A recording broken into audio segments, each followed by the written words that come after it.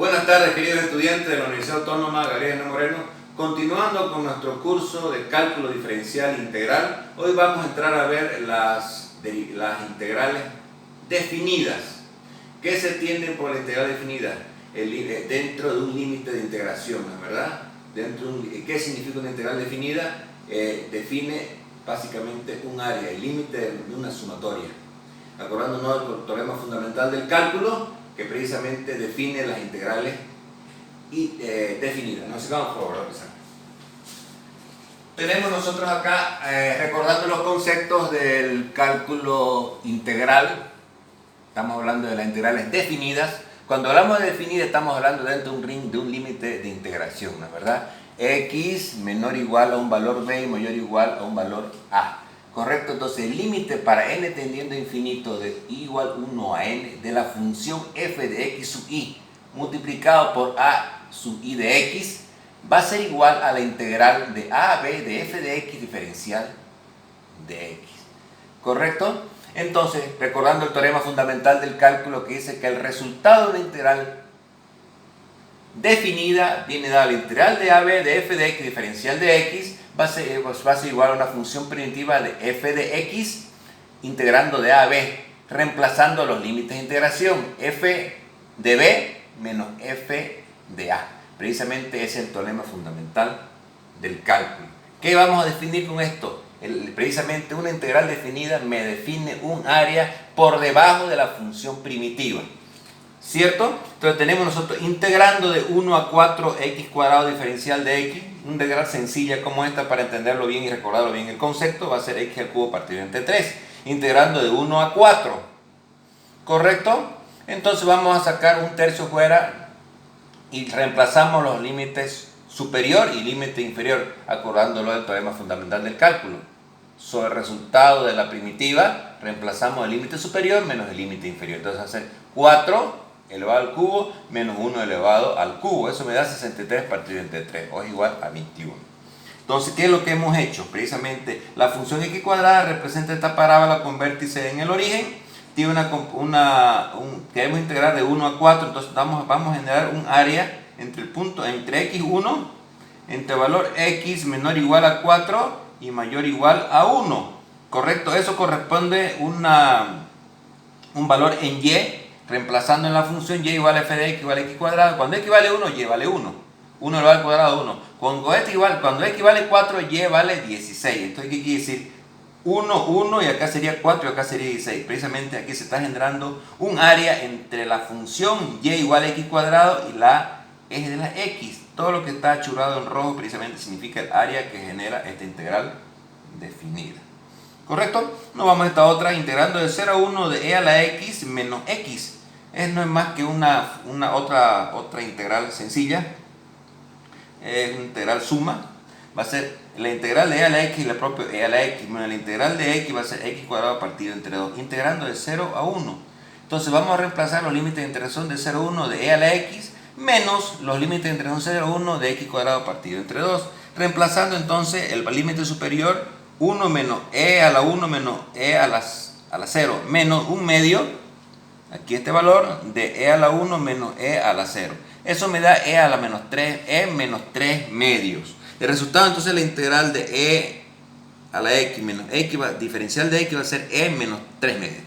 ¿Correcto? Acá nos vamos a otra integral sencilla, que ya la conocemos cómo resolvemos. La resolución de la integral es precisamente exactamente la misma como se resuelve una integral indefinida. Lo único que sí es que hay que reemplazar acá los límites de integración al tratarse de una integral definida utilizando el teorema fundamental del cálculo. ¿Correcto? Entonces tenemos acá 2x menos 1 elevado a la 5 diferencial de x. Entonces aquí la única forma de solucionarlo es haciendo un cambio de variable. Por consiguiente, u lo vamos a llamar 2x menos 1. D de u, diferencial de u va a ser 2x, 2 diferencial de x. Para que quede solo el diferencial de x partido entre 2, porque lo necesito aquí, y reemplazo. 2x menos 1 vale u, entonces va a ser u a la 5. Y diferencial de x va a diferencial de u partido entre 2. Diferencial de u partido entre 2.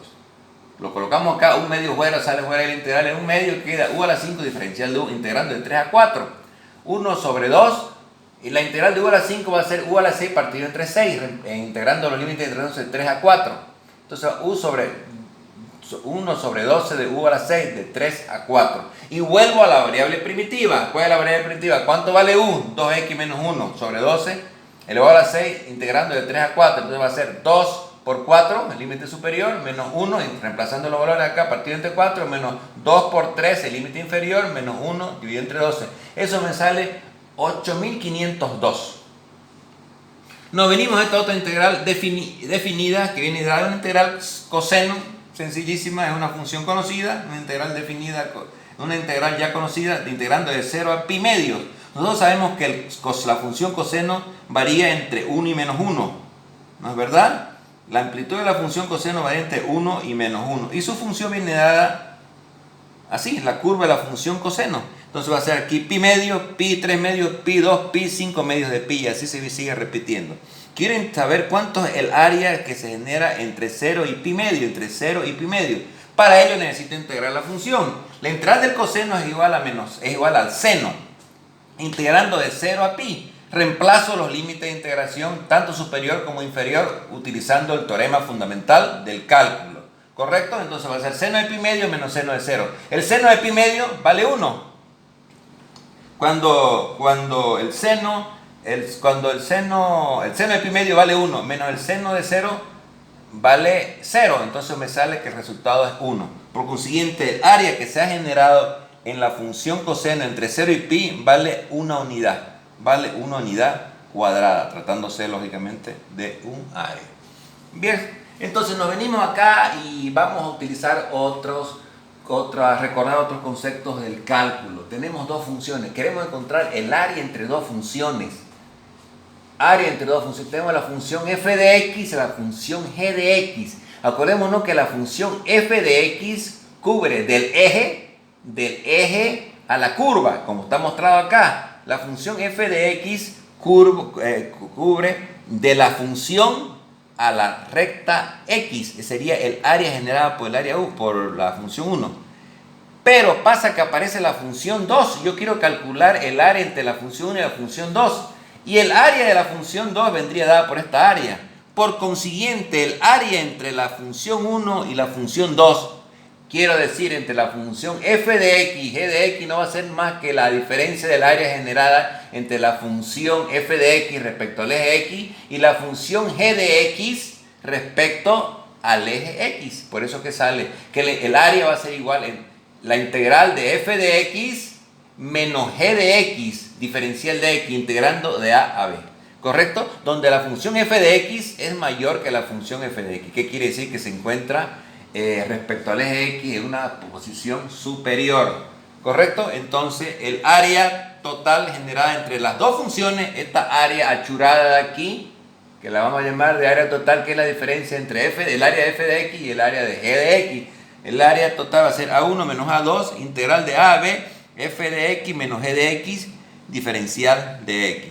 Que se resuelve precisamente como se resuelve cualquier integral definida, utilizando lógicamente para ello el teorema fundamental del cálculo integral, de mucho valor, de mucha importancia para solucionar problemas de ingeniería. Saber calcular integrales definidas, ¿correcto? Nuevamente, repito y ahora recuerdo que no todas las integrales tienen solución. Entonces, cuando nos encontramos con integrales que no tienen solución, el matemático ha solucionado esta situación inventando el cálculo numérico, que en próximos capítulos lo vamos a ver. Cuando la integral no tiene solución, pues lógicamente los matemáticos inventaron el cálculo numérico, que es un cálculo aproximado para resolver integrales que no tenían solución. Y de esa manera, lógicamente, solucionar los problemas que tienen que ver con la ingeniería y al mismo tiempo que tienen que ver con los problemas de la humanidad, ¿verdad? Porque ¿qué busca la ingeniería en síntesis? Solucionar los problemas de la humanidad. ¿Para qué estudiamos ingeniería? ¿Para qué somos ingeniería? Estudiamos ingeniería. ¿Para qué somos ingenieros? Para solucionar los problemas de la humanidad, de infraestructura. Cuando hablamos de ingeniería civil estamos hablando de problemas de infraestructura, viviendas, edificios, carreteras, puentes, viaductos y todo lo que tiene que ver con obras de infraestructura. Cuando hablamos de ingeniería eléctrica, estamos hablando, pues, lógicamente, de todo lo que son proyectos eléctricos de iluminación, proyectos hidráulicos que tienen que ver con el abastecimiento de agua en comunidades, en ciudades, etcétera, etcétera. Y así un sinnúmero de aplicaciones que tienen las matemáticas y al mismo tiempo, lógicamente, la ciencia física como basamento de la ingeniería. Muchas gracias por su atención.